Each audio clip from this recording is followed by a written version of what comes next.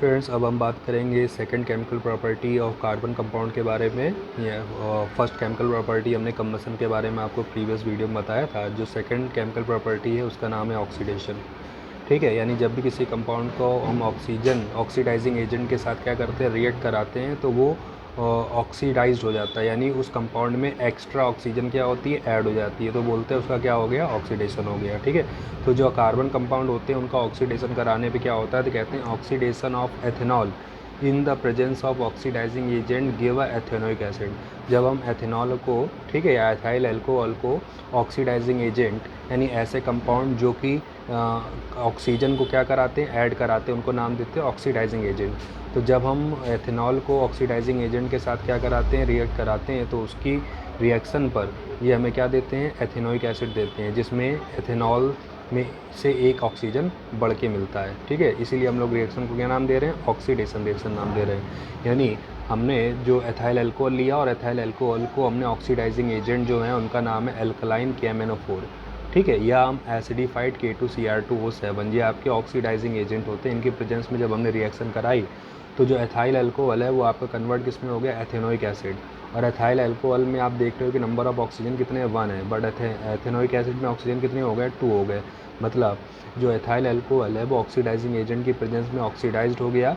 ठीक है, और इसमें एक एक्स्ट्रा ऑक्सीजन ऐड हो गया, जिसको हम लोग नाम देते हैं ऑक्सीडाइजिंग प्रोडक्ट। तो इस तरह से एथाइल अल्कोहल ऑक्सीडाइजिंग एजेंट के प्रेजेंस में एथेनोइक एसिड में क्या होता है, ऑक्सीडाइज्ड हो जाता है। इसी को रिएक्शन को नाम दिया गया ऑक्सीडेशन रिएक्शन। अब यहाँ बात आती है ऑक्सीडाइजिंग एजेंट क्या होते हैं। तो जैसे हमने आपको बताया, ऐसे सब्सटेंस या कंपाउंड जो क्या करे, ऑक्सीजन का एडिशन करा दें, ऐसे कंपाउंड को हम लोग नाम देते हैं ऑक्सीडाइजिंग एजेंट। तो कहते हैं some substance are capable of adding oxygen to other. कुछ ऐसे सब्सटेंस है जो दूसरों में क्या करते हैं, ऑक्सीजन को ऐड करा लेते हैं या ऐड कर देते हैं। ऐसे कंपाउंड को या सब्सटेंस को हम लोग नाम देते हैं ऑक्सीडाइजिंग एजेंट। तो यहाँ पर हमने आपको 2 ऑक्सीडाइजिंग एजेंट बताए हैं। इसमें फर्स्ट आपका क्या है, एल्कलाइन KMnO4।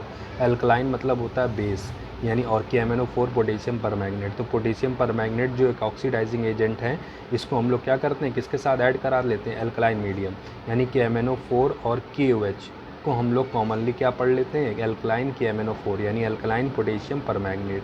इसी तरह से दूसरा जो ऑक्सीडाइजिंग एजेंट है उसका नाम है एसिडिफाइड K2Cr2O7 यानी पोटेशियम डाइक्रोमेट जो है, उसको हम लोग ऑक्सीडाइजिंग एजेंट के फॉर्म में यूज़ करने से पहले उसको हम लोग क्या करते हैं, एसिडिफाइड करते हैं। एसिडिफाइड मतलब उसमें हम लोग सल्फ्यूरिक एसिड यानी एसिड के साथ कंबाइन कराते हैं, जिससे ये एक बेटर ऑक्सीडाइजिंग एजेंट की तरह बिहेव करने लगता है। ठीक है, तो ये कुछ ऑक्सीडाइजिंग एजेंट हैं। जहाँ पर KMnO4 का पूरा नाम क्या है, पोटेशियम परमैंगनेट है, और K2Cr2O7 का पूरा नाम क्या है, पोटेशियम डाइक्रोमेट है। ठीक है, तो ये थी आपकी ऑक्सीडेशन और ऑक्सीडाइजिंग एजेंट। अब हम बात करेंगे एडिशन रिएक्शंस के बारे में। तो एडिशन रिएक्शंस आपको पहले भी बता चुके हैं, ऐसी रिएक्शन जिनमें कोई अदर सब्सटेंस क्या हो जाए, ऐड हो जाए जाके, तो ऐसी रिएक्शन आपकी ऑक्सीडेशन रिएक्शन कहलाती है। और उस रिएक्शन में कोई भी अदर सब्सटेंस रिमूव ना हो, जितना भी है वो सबका सब ऐड हो जाता है, तो नाम देते हैं एडिशन रिएक्शन।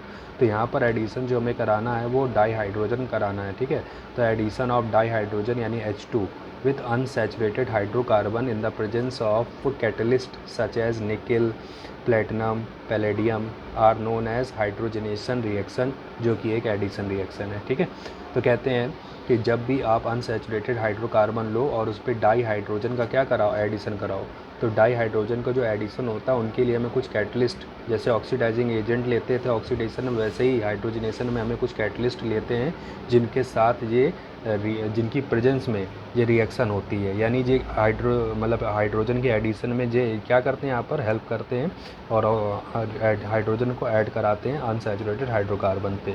ठीक, तो ऐसे सब्सटेंस यहाँ पर क्या नाम दिए जाते हैं, कैटलिस्ट। तो वो कैटलिस्ट क्या हो सकता है, या तो निकल ले सकते हैं, या तो प्लेटिनम ले सकते हैं, या तो पैलेडियम। इनमें से आप कोई भी एक कैटलिस्ट यूज़ कर सकते हैं। तो जब हम अनसैचुरेटेड हाइड्रोकार्बन पर डाई हाइड्रोजन का क्या कराते हैं, एडिशन कराते हैं, किसकी प्रेजेंस में, निकल, प्लेटिनम, पैलेडियम कैटलिस्ट के प्रेजेंस में, तो इस रिएक्शन को हम लोग नाम देते हैं हाइड्रोजिनेशन, मतलब हाइड्रोजन का एडिशन। ठीक है, हाइड्रोजनेशन मतलब क्या होता है, हाइड्रोजन का एडिशन। तो यहाँ पर हाइड्रोजन का एडिशन हो रहा है, यानी ये एक टाइप की एडिशन रिएक्शन है।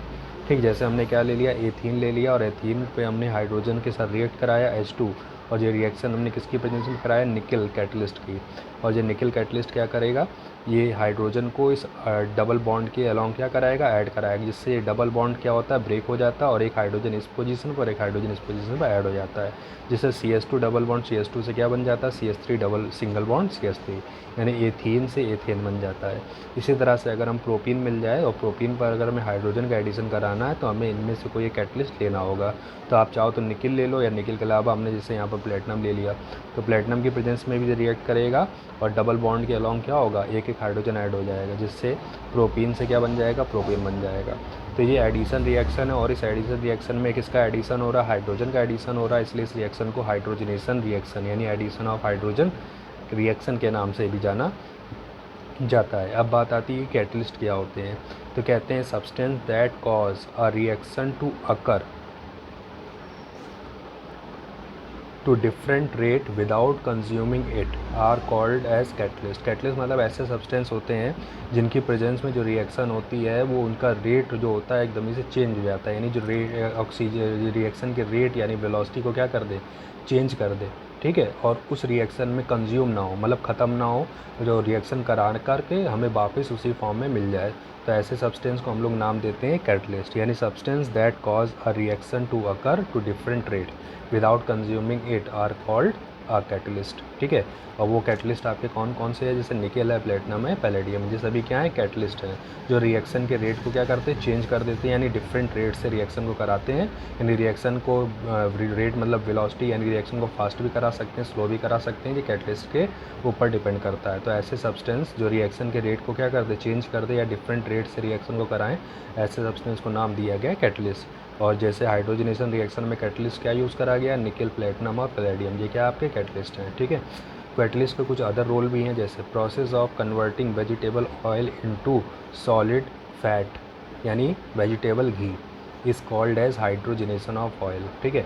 जो आपके डालडा यानी जो आपके घी आता है, ठीक है, जो वेजिटेबल घी होता है जिसको वनस्पति घी के नाम से जानते हैं, को बनाने के प्रोसेस में भी आपका हाइड्रोजनेशन रिएक्शन का यूज़ है। तो इसमें क्या करते हैं कि प्लांट से मिलने वाला जो वेजिटेबल ऑयल है, प्लांट से जो हमें ऑयल मिलता है उसका हम लोग क्या कराते हैं, हाइड्रोजनेशन कराते हैं, क्योंकि जो आपका ऑयल होता है वो अनसैचुरेटेड होता है, यानी इसमें कार्बन कार्बन डबल बॉन्ड होता है, और जब उसको हम हाइड्रोजन की प्रेजेंस में, निकल की प्रेजेंस में हाइड्रोजन के साथ क्या करते हैं, रिएक्ट कराते हैं, तो हाइड्रोजन क्या करता है, वो डबल बॉन्ड को ब्रेक कर देता है, ठीक है, और जिससे वो अनसैचुरेटेड से क्या हो जाते हैं, सैचुरेटेड हाइड्रोकार्बन में कन्वर्ट हो जाते हैं।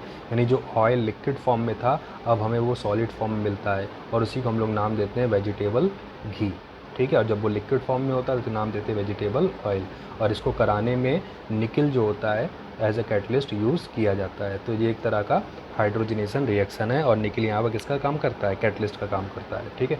और कुछ यहाँ पर ऑयल और फैट के बारे में बताया गया है, जैसे vegetable fat are saturated fat. जो वेजिटेबल होता है वो सैचुरेटेड होता है, क्योंकि अनसैचुरेटेड था आपका ऑयल, और जब इस पर हाइड्रोजन ऐड हो जाएगा तो उसके डबल बॉन्ड टूट के क्या हो जाएंगे, सिंगल बॉन्ड, और सिंगल बॉन्ड हो गया मतलब क्या हो गया, सैचुरेटेड हो गया।